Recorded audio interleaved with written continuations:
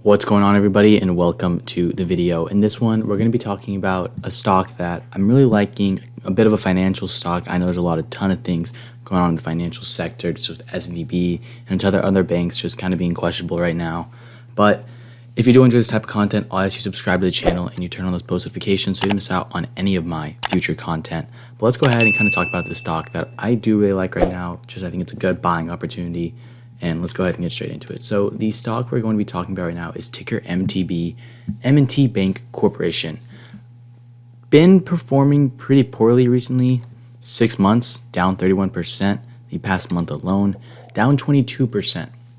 Now, this is something I think is not necessarily a company issue.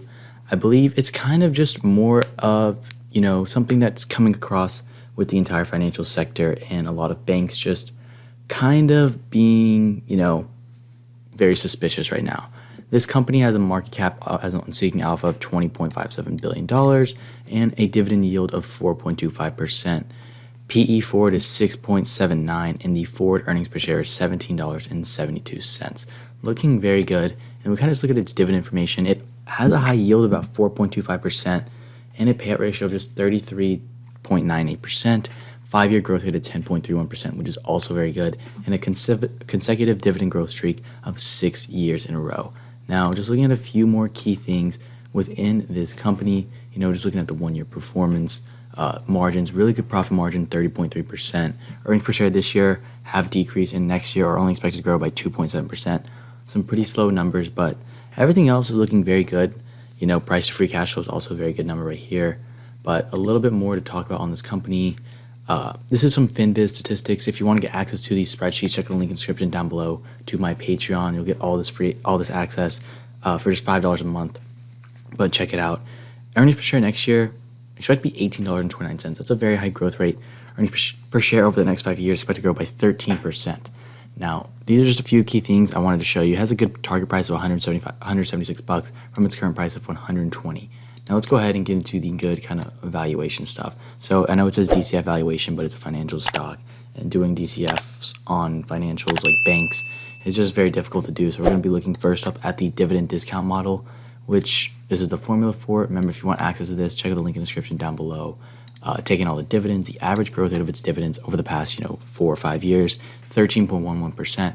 Using a discount rate of 11% and a growth rate of 8%, being a little bit conservative on its growth rate for its dividend, we get a dividend discount model of $187.20, giving it an upside of about 55.81%. Now that's very big, and then we can calculate the intrinsic value. We are going to be using this formula right here for its actual price calculation, the modernized formula for finding intrinsic value, grams kind of overall intrinsic value formula. So using this, the earnings per share, the appropriate PE, and then the growth rate estimate.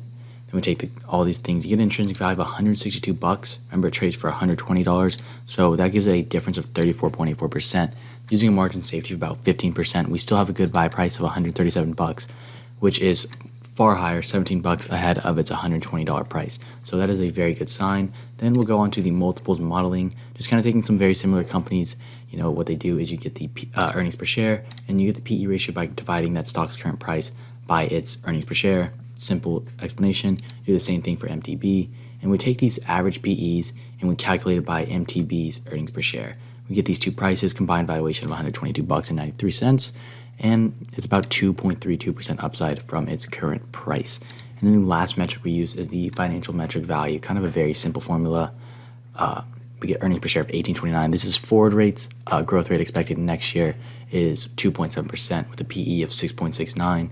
Use this formula. Current price is $120. It says the intrinsic value right here is about $125.66 with about 4.59% upside.